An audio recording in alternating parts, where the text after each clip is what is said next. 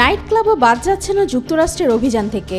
দেশটির পূর্ব মধ্য কলোরাডোর একটি আন্ডারগ্রাউন্ড নাইট ক্লাবে রাতভর অভিযান চালিয়ে অবৈধ মার্কিন যুক্তরাষ্ট্রে অবস্থানরত ১০০ জনের বেশি ব্যক্তিকে গ্রেফতার করা হয়েছে বলে জানিয়েছে ড্রাগ এনফোর্সমেন্ট অ্যাডমিনিস্ট্রেশন বা ডিইএ। ডিইএ এর রকি মাউন্টেন ডিভিশন অনুসারে ২৭ এপ্রিল কলোরাডো স্প্রিংসে কমপক্ষে ১১৪ জনকে আটক করে সম্ভাব্য বহিষ্কারের জন্য বাসে রাখা হয়েছিল।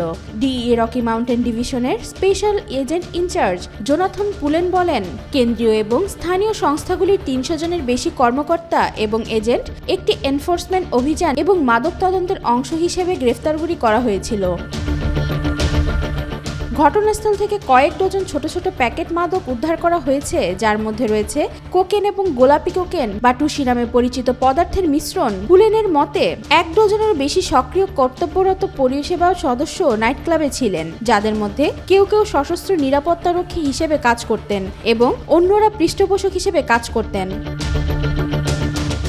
নাইট ক্লাবে গ্রেপ্তার হওয়া কাউকে প্রকাশ্যে শনাক্ত করা হয়নি। ফ্লোরিডার বহু সংস্থার অভিবাসন প্রয়োগকারী অভিযান অপারেশন টাইডাল ওয়েভের প্রথম কয়েকদিনে প্রায় ৮০০ জনকে গ্রেফতার করার ঘোষণা দেওয়ার একদিন পরই এই অভিযান চালানো হয়।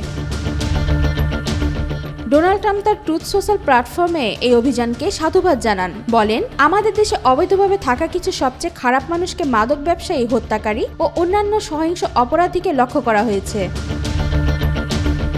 জানুয়ারিতে দায়িত্ব নেওয়ার পর থেকে প্রেসিডেন্ট ডোনাল্ড ট্রাম্প ব্যাপক অভিবাসন বিরোধী অভিযান শুরু করেছেন। ফেডারেল বিচারকদের পাশাপাশি রাজ্য এবং স্থানীয় কর্মকর্তাদের সাথে সংঘর্ষে লিপ্ত হয়েছেন। ট্রাম্পের গণবিতরণের চাপের মধ্যে সাম্প্রতিক মাসগুলিতে যুক্তরাষ্ট্র জুড়ে অভিবাসন অভিযান ফেডারেল কর্তৃপক্ষ দ্বারা ব্যাপকভাবে প্রচারিত হয়েছে। ওয়াহিদা পারভীন ঈশিতা, আজকাল।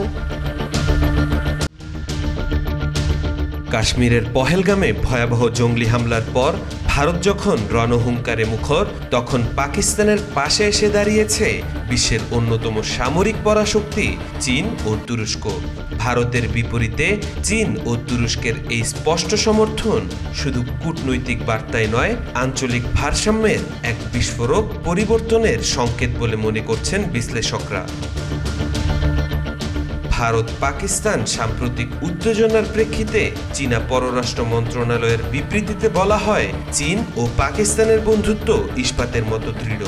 পাকিস্তানের পররাষ্ট্রমন্ত্রী ইসহাকদারের সঙ্গে ফোনালাপে চীনের পররাষ্ট্রমন্ত্রী ওয়াং ই জানান, সার্বভৌমত্ব রক্ষার লড়াইয়ে চীন পুরোপুরি পাকিস্তানের পাশে থাকবে। তিনি স্পষ্ট করে দিয়েছেন, যদি ভারত উত্তেজনা বাড়ায় তাহলে চীন সরাসরি পাকিস্তানের কৌশলগত ঢাল হতে প্রস্তুত।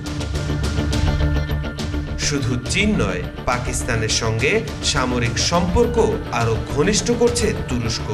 ইতিমধ্যে অন্তত ৭টি অস্ত্রবাহী সামরিক বিমান তুরস্ক থেকে পাকিস্তানে পৌঁছেছে।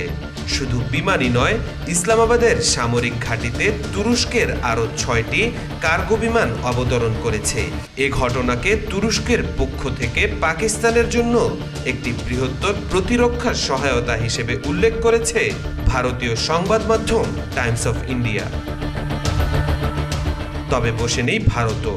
এরই মধ্যে $৭৪১ কোটি মূল্যে ফ্রান্সের কাছ থেকে ২৬টি রাফায়েল যুদ্ধবিমান কেনার প্রস্তুতি শুরু করেছে ভারত।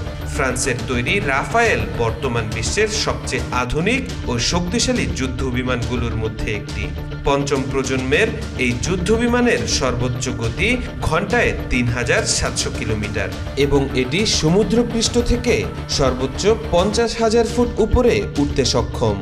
গত মাসে ভারতের কেন্দ্রীয় মন্ত্রিসভায় রাফায়েল যুদ্ধবিমান ক্রয় সংক্রান্ত একটি প্রস্তাবনা পেশ করা হলেও প্রধানমন্ত্রী নরেন্দ্র মোদী তাতে অনুমোদন দেননি। তবে সাম্প্রতিক পরিস্থিতি বিবেচনায় পুরনো সেই সিদ্ধান্ত থেকে সরে এসেছেন মোদী। বিশেষজ্ঞরা বলছেন, যদি যুদ্ধ বাধে তবে ভারতের জন্য এই লড়াই হবে অসম। যদি এই সংঘাত ছড়িয়ে পড়ে তাহলে ভারতকে শুধু পাকিস্তানের নয়, বরং চীনের ভয়ঙ্কর রণকৌশলেরও মোকাবেলা করতে হতে পারে। অন্যদিকে ভারতের সাথে যুদ্ধ বেঁধে গেলে পাকিস্তানের পক্ষে লড়াই করার ঘোষণা দিয়েছেন খালিস্তানপন্থী শিখরা। ফলে ভারতের যদি কোনো ভুল হিসাব হয় তবে দক্ষিণ এশিয়ার তার আধিপত্যের দিন হয়তো শেষের পথে এগিয়ে যেতে পারে। তাওফিকুল ইসলাম, আজকাল। কাশ্মীরের পেহেলগামে সন্ত্রাসী হামলার পর থেকে পাকিস্তানকে দোষারোপ করে আসছে ভারত। গত কয়েকদিনে পাকিস্তানে হামলার বিষয়ে অনেক ভারতীয় নেতা হুমকি দিয়ে আসলেও এবার তার বৈধতা দিলেন দেশটির প্রধানমন্ত্রী নরেন্দ্র মোদী। বন্দুক হামলার জেরে পাল্টা প্রতিক্রিয়ায় কখন কোথায় হামলা চালাতে হবে ভারতীয় সেনাবাহিনীকে তার সিদ্ধান্ত নিতে পুরোপুরি স্বাধীনতা দিয়েছেন প্রধানমন্ত্রী নরেন্দ্র মোদী। ভারতের প্রতিরক্ষামন্ত্রী রাজনাথ সিং, জাতীয় নিরাপত্তা উপদেষ্টা অজিত দোভাল এবং সেনাবাহিনীর প্রধান অনিল চৌহানের সঙ্গে বৈঠক করে মোদী এ নির্দেশনা দিয়েছেন। মোদীর নয়াদিল্লির বাসভবনে বৈঠকটি অনুষ্ঠিত হয়। সংক্ষিপ্ত এই বৈঠকে সশস্ত্র বাহিনীর প্রধানদের উদ্দেশ্যে মোদী বলেন, কবে কখন কোন সময় লক্ষ্যতে আঘাত হানতে হবে সে ব্যাপারে তাদের পূর্ণ স্বাধীনতা রয়েছে। ফলে এটিকে পাকিস্তানে হামলা চালানোর বিষয়ে মোদীর সবুজ সংকেত হিসেবেই বিবেচনা করছে অনেকে। এদিকে পাকিস্তানের তথ্যমন্ত্রী আতাউল্লাহ তারার জানিয়েছেন, ভারত 24 ঘন্টা থেকে 36 ঘন্টার মধ্যে পাকিস্তানে সামরিক হামলা চালানোর পরিকল্পনা করছে। তার দাবি, পাকিস্তানের কাছে বিশ্বাসযোগ্য গোয়েন্দা তথ্য আছে যে ভারত পেহেলগামের ঘটনাকে মিথ্যা অজুহাত হিসেবে ব্যবহার করে শীঘ্রই সামরিক হামলা চালানোর পরিকল্পনা করছে। যে কোনো আগ্রাসনের কঠোর ভাষায় জবাব দেওয়া হবে বলেও হুঁশিয়ারি দিয়েছেন তিনি। তবে ভারতের এই যুদ্ধ খেলাকে পাকিস্তানের সাথে পানি চুক্তি বাতিলের নতুন পায়তারা হিসেবে দেখছেন দেশটির পররাষ্ট্রমন্ত্রী ইশাক দার। সম্প্রতি সিনেটে দেওয়া এক বক্তব্যে ইশাক বলেন, পেহেলগামের ঘটনাকে ভিত্তি করে ভারত সাজানো নাটক তৈরি করছে। এর মাধ্যমে তারা 1960 সালে সিন্ধু পানি চুক্তি বাতিলের পথ খুঁজছে। তবে পাকিস্তান এই চুক্তি বাতিল মেনে নেবে না। ভারত থেকে একটি ইট এলে তার জবাবে আমরা পাথর ছুড়ব। চলমান উত্তেজনার মধ্যেই জরুরি ভিত্তিতে ইসলামাবাদের কাছে আধুনিক ক্ষেপণাস্ত্র সরবরাহ করছে বেইজিং। প্রতিরক্ষা বিশ্লেষকদের মতে, ইসলামাবাদের নতুন এই অস্ত্রে নয়াদিল্লির নিরাপত্তা চ্যালেঞ্জ অনেকটাই বৃদ্ধি পেয়েছে। ক্ষমতাধর দেশ দুটির পাল্টাপাল্টি অবস্থান ও প্রতিবেশী দেশগুলোর জড়িয়ে যাওয়া ফলে নতুন করে বড় যুদ্ধের আশঙ্কা তৈরি হচ্ছে। ওয়াহিদা পারভিন ঈশিতা, আজকাল। ভারত পাকিস্তান চলমান উত্তেজনার মধ্যে এবার পাকিস্তানের পক্ষ নিলেন এক ভারতীয় শিখ নেতা। শুধু তাই নয়, পক্ষ নেয়ার পর এবার ভারতকে হুঁশিয়ারিও করেছেন এই শিখ নেতা। জানিয়ে রীতিমতো হইচই শুরু হয়েছে।